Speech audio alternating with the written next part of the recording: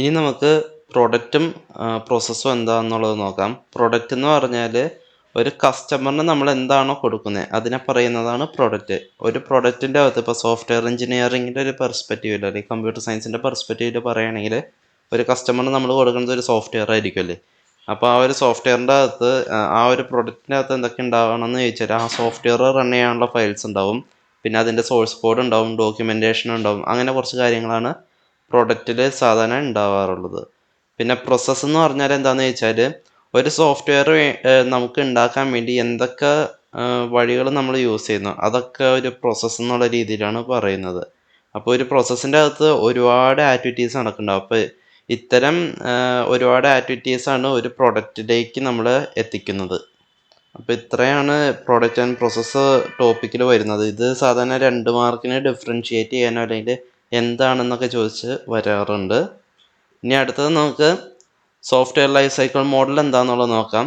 Software development life cycle model എന്ന് പറഞ്ഞാൽ അതൊരു സ്ട്രക്ചേർഡ് ആയിട്ടുള്ള ഒരു അപ്രോച്ചാണ്. എന്തിനു വേണ്ടിയിട്ടാണെന്ന് വെച്ചാൽ ഒരു സോഫ്റ്റ്വെയർ നമ്മൾ ഡെവലപ്പ് ചെയ്യണ സ്റ്റാർട്ടിങ് പോയിന്റ്, അതായത് റിക്വയർമെൻറ്റ് ഗ്യാദർ ചെയ്യുന്നത് തൊട്ടിട്ട് അതിൻ്റെ മെയിൻ്റെനൻസ് അടക്കമുള്ള എല്ലാ കാര്യങ്ങൾക്കും അതെങ്ങനെയായിരിക്കണം എന്നുള്ളതിന് ഒരു സ്ട്രക്ചേർഡ് ആയിട്ടുള്ള അപ്രോച്ച് പ്രൊപ്പോസ് ചെയ്യുന്നതാണ് സോഫ്റ്റ്വെയർ ലൈഫ് സൈക്കിൾ മോഡൽ ചെയ്യുന്നത്.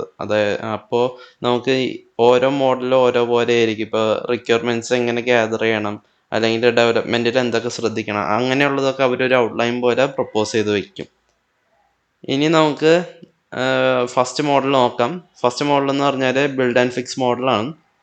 ഇതാണ് കാലാകാലങ്ങൾ, അതായത് ഈ സോഫ്റ്റ്വെയർ ഡെവലപ്മെൻറ്റ് സ്റ്റാർട്ട് ചെയ്ത കാലത്ത് തൊട്ടുണ്ടായിരുന്ന ഒരു മോഡലാണിത്. ഇതിപ്പോൾ നമ്മൾ ലാബിൽ പ്രോഗ്രാം ചെയ്യുന്നത് ഈ ഒരു അപ്രോച്ചാണ്. അതായത് നമ്മൾ തന്നെ കോഡ് എഴുതും, എറർ വരും, നമ്മൾ തന്നെ ഫിക്സ് ചെയ്യും, പിന്നെയും കോഡ് എക്സിക്യൂട്ട് ചെയ്യും, ഫിക്സ് ചെയ്യും. ഇതാണല്ലോ നമ്മൾ ലാബിൽ ചെയ്തുകൊണ്ടിരിക്കുന്നത്. ആ സെയിം പരിപാടി തന്നെയാണ് ഈ ബിൽഡ് ആൻഡ് ഫിക്സ് മോഡലും കൊണ്ട് ഉദ്ദേശിക്കുന്നത്. അതായത് പ്രത്യേകിച്ച് ഡിസൈനോ സ്പെസിഫിക്കേഷനോ ഒന്നും നമ്മൾ നോക്കില്ല, നമ്മൾ നേരെ അങ്ങോട്ട് ആ ഒരു കോഡ് ഡെവലപ്പ് ചെയ്യുകയാണ് ചെയ്യണത്. പിന്നെ അത് നല്ല രീതിക്ക് നമ്മൾ ഡിഫൈൻ ചെയ്യത്തില്ല. ചെറിയ ചെറിയ കാര്യങ്ങൾക്ക് മാത്രമേ ഈ ബിൽഡ് ആൻഡ് ഫിക്സ് മോഡൽ ഇപ്പോൾ യൂസ് ചെയ്യാറുള്ളൂ. അതെന്ന് പറഞ്ഞാൽ നമ്മുടെ ഈ ഒരു കേസിന് ലാബിലൊക്കെ നമ്മൾ പ്രോഗ്രാം എഴുതുന്ന സമയത്ത്. പിന്നെ ഇതിൻ്റെ അകത്ത് മെയിൻ്റെനൻസ് പോസിബിൾ അല്ല, കാരണം നമ്മൾ അത്രയും വീക്കായിട്ടാണ് ആ കോഡ് എഴുതിയിട്ടുള്ളത്. ചിലപ്പോൾ നമ്മൾ എന്താ പറയുക, റിപ്പീറ്റ് ചെയ്ത് കോഡൊക്കെ എഴുതിയിട്ടുണ്ടാവും. അപ്പോൾ അത് മെയിൻ്റെനൻസ് ചെയ്യാനും അത്ര ഈസി അല്ല. അതുകൊണ്ട് ഈ ഒരു ബിൽഡ് ആൻഡ് ഫിക്സ് മോഡൽ ഇപ്പോൾ പൊതുവെ ആരും യൂസ് ചെയ്യാറൊന്നുമില്ല. ഇനി അടുത്ത് വരുന്നത് വാട്ടർഫാൾ മോഡലാണ്. വാട്ടർഫാൾ മോഡൽ എന്ന് പറഞ്ഞാൽ എപ്പോഴും ലീനിയറായിട്ടും സീക്വൻഷ്യലായിട്ടാണ് അതിൻ്റെ അപ്രോച്ച് പോകുന്നത്. അതായത് ഫസ്റ്റ് സ്റ്റെപ്പിൽ നിന്ന് തുടങ്ങിയിട്ട് ഏറ്റവും ലാസ്റ്റ് വരയ്ക്കും ഒരു ഫ്ലോയിൽ അങ്ങ് പോകും. ഇതിൻ്റെ ഇടയിൽ നിന്ന് വെച്ചിട്ട് നമുക്ക് ഈ ഒരു സ്റ്റെപ്പ്, ഇപ്പോൾ എക്സാമ്പിൾ പറയുകയാണെങ്കിൽ നമ്മൾ യൂണിറ്റ് ടെസ്റ്റിങ് ചെയ്തുകൊണ്ടിരിക്കുന്ന സമയത്ത് തിരിച്ച് ഡിസൈനിലേക്ക് പോകണം, അങ്ങനെ എന്തെങ്കിലും നമ്മൾ പ്ലാൻ ചെയ്താൽ ഈ മോഡലിൽ അത് ചെയ്യാൻ പറ്റത്തില്ല. ഇതിലെപ്പോഴും ആ ഒരു ഫ്ലോ അനുസരിച്ചേ പോകാൻ പറ്റുള്ളൂ, സ്റ്റാർട്ട് തൊട്ടിട്ട് എൻഡ് വരെ. ഇപ്പോൾ നമ്മൾ എക്സാമ്പിൾ പറയുകയാണെങ്കിൽ ഇംപ്ലിമെൻറ്റേഷൻ ഫേസിലെത്തി കഴിഞ്ഞിരിക്കുന്ന സിറ്റുവേഷനിലാണ് നമ്മൾ മനസ്സിലാക്കണേ റിക്വയർമെൻറ്റിൽ എന്തെങ്കിലും ഒരു ചേഞ്ച് ഉണ്ട്, അതുകൊണ്ട് നമുക്ക് ചേഞ്ച് ചെയ്യണം. ആ ഒരു പോസിബിലിറ്റി ഇവിടെ പോസിബിൾ അല്ല.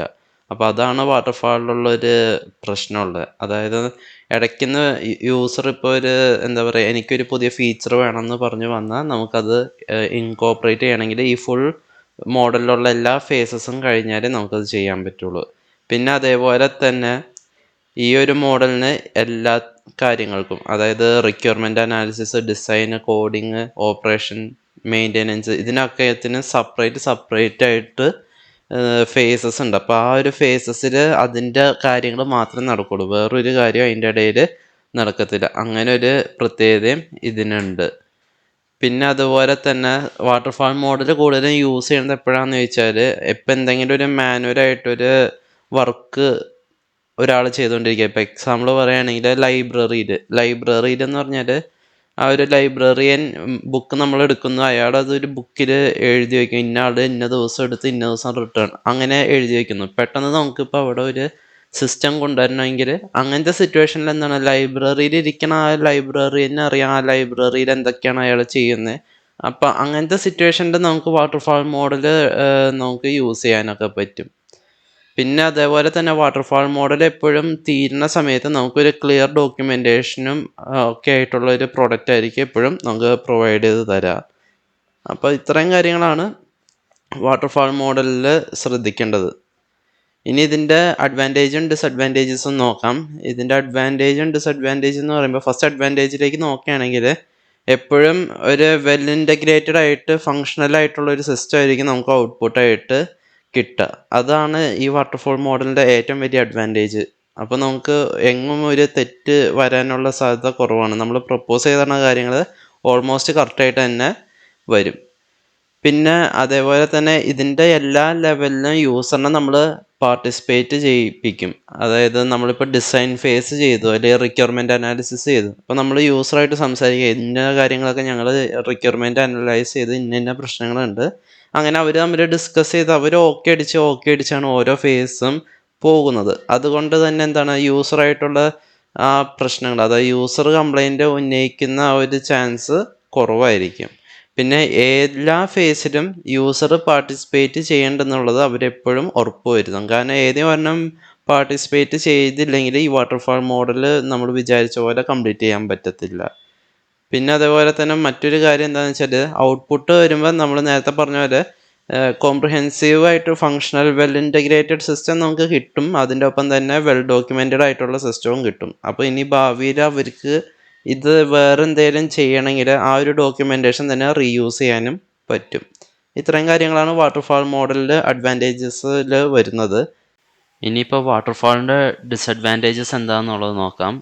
അതെന്ന് പറഞ്ഞാൽ ഈ സിസ്റ്റത്തിന് ഒരുപാട് ടൈം എടുക്കും. അതായത് നമുക്ക് ഈ ഒരു മോഡൽ ഫോളോ ചെയ്ത് ഒരു സോഫ്റ്റ്വെയർ ഉണ്ടാക്കുകയാണെങ്കിൽ ഒരുപാട് സമയം എടുക്കും. പിന്നെ അതേപോലെ ഇപ്പോൾ യൂസർ ചോദിക്കുകയാണ് എനിക്ക് ഈ ഒരു പ്രോഡക്റ്റിൻ്റെ ഡെമോ കാണാൻ പറ്റുമോ, പ്രോട്ടോടൈപ്പ് കാണാൻ പറ്റുമോ, അങ്ങനെ എന്തെങ്കിലും ക്വസ്റ്റ്യൻ ചോദിച്ചാൽ നമുക്ക് ഇവിടെ അങ്ങനെ എന്തെങ്കിലും കാണിക്കാൻ തക്കതായിട്ട് നമ്മുടെ കയ്യിൽ ഉണ്ടാവില്ല. കാരണം ഈ ഒരു സിസ്റ്റത്തിൻ്റെ ഒരു വർക്കിംഗ് വെർഷൻ തന്നെ നമുക്ക് കിട്ടണമെങ്കിൽ ഈ ഒരു വാട്ടർഫാൾ മോഡൽ കംപ്ലീറ്റ് ആയിട്ട് ഒരു ഐട്രേഷൻ ഫുള്ള് തരണം. അതായത് റിക്വയർമെൻറ്റ് അനാലിസിസ് തൊട്ടിട്ട് നമ്മുടെ ഓപ്പറേഷൻ ആൻഡ് മെയിൻ്റെനൻസ് വരെ എത്തി നിന്നാലേ നമുക്കൊരു വർക്കിംഗ് സിസ്റ്റം വെർഷൻ കിട്ടത്തുള്ളൂ. അപ്പോൾ അതും ഒരു പ്രശ്നമാണ്. അപ്പോൾ ചില സമയത്ത് യൂസർ ഫ്രസ്ട്രേറ്റഡ് ആവാം, അതേപോലെ പേഷ്യൻ്റ് അല്ലെങ്കിൽ അങ്ങനെ നമുക്കൊരു പ്രശ്നമാവും. പിന്നെ അതേപോലെ നമ്മളിപ്പോൾ ഉണ്ടാക്കുന്ന സാധനം തന്നെയാണ് യൂസറിന് വേണ്ടതെന്നുള്ളത്, ഡിസ്പൈറ്റ് നമ്മൾ ഈ ഇത്രയും ഫേസസ് ഫോളോ ചെയ്താൽ യൂസറിന് വേണ്ടത് വേറെ എന്തെങ്കിലും ആണെങ്കിൽ നമ്മൾ ആ ഒരു സൈക്കിൾ ഐട്രേറ്റ് ചെയ്ത് ഔട്ട്കം ആയിട്ട് കിട്ടുന്ന പ്രോഡക്റ്റ് യാതൊരു യൂസും ഇല്ലാത്തതുപോലെ അങ്ങനത്തെ ഒരു സിറ്റുവേഷൻ ആയിപ്പോവും. പിന്നെ അതേപോലെ വാട്ടർഫാളിനുള്ള വേറൊരു ഡിസഡ്വാൻറ്റേജ് എന്ന് പറഞ്ഞാൽ ഇപ്പോൾ ഈ ലൈബ്രറി ഒരു സിസ്റ്റം പറഞ്ഞു, അതായത് ബുക്ക് ബോറോ ചെയ്യണം, തിരിച്ച് റിട്ടേൺ ചെയ്യണം, അങ്ങനെ ഒരു സിമ്പിൾ സിസ്റ്റം പറഞ്ഞു. ഇപ്പോൾ ഈ ഒരു സിസ്റ്റം നമ്മൾ ഉണ്ടാക്കിയ പകുതി സ്റ്റേജിൽ നിൽക്കുകയാണ്. അപ്പോൾ പെട്ടെന്ന് ലൈബ്രറിയൻ പറയണം എനിക്ക് ഇതിൻ്റെ അകത്ത് ഫൈൻ സിസ്റ്റം കൂടി ഇൻട്രൊഡ്യൂസ് ചെയ്യണം എന്ന് പറയുകയാണെങ്കിൽ നമുക്കത് ചെയ്യാൻ പറ്റത്തില്ല. കാരണം വാട്ടർഫാളിൻ്റെ റൂൾ എന്ന് പറഞ്ഞാൽ ഒരു സ്റ്റെപ്പിൽ നിന്ന് വേറൊരു സ്റ്റെപ്പിലേക്ക്, അതായത് പുറകോട്ടേക്ക് പോകാനും പറ്റത്തില്ല, അതേപോലെ തന്നെ ഏതെങ്കിലും ഒരു സ്റ്റെപ്പ് സ്കിപ്പ് ചെയ്യാനും പറ്റത്തില്ല. അങ്ങനെ രണ്ട് പ്രശ്നങ്ങൾ വാട്ടർഫാളിനുണ്ട്. അപ്പോൾ ഇതൊക്കെ കാരണം വാട്ടർഫാൾ ഇങ്ങനെയും കുറച്ച് ഡിസഡ്വാൻറ്റേജസ് ഉണ്ട്. പിന്നെ അതേപോലെ ഈ പറഞ്ഞ പോലെ മാനുവലി പെർഫോം ചെയ്യുന്ന കാര്യങ്ങൾ നമുക്ക് ഓട്ടോമേറ്റ് ചെയ്യാനാണെങ്കിൽ ഇപ്പോൾ അതിനൊരു സോഫ്റ്റ്വെയർ ഉണ്ടാക്കുകയാണെങ്കിൽ നമുക്ക് വാട്ടർഫാൾ മോഡൽ കണ്ണടച്ച് നമുക്ക് എടുക്കാം. പിന്നെ അതേപോലെ പെട്ടെന്ന് അതിൻ്റെ വർക്കിംഗ് സിസ്റ്റം കിട്ടിയില്ലെങ്കിലും പ്രശ്നമില്ല, ഇമീഡിയറ്റ് ആയിട്ട് വേണം എന്നുള്ളൊരു റീസൺ ഇല്ലെങ്കിൽ നമുക്ക് വാട്ടർഫാൾ മോഡൽ ഓപ്റ്റ് ചെയ്യാം. അപ്പോൾ ഇത്രയാണ് വാട്ടർഫാൾ മോഡൽ. ഇനി അടുത്ത മോഡൽസ് നമുക്ക് അടുത്ത വീഡിയോയിൽ നോക്കാം.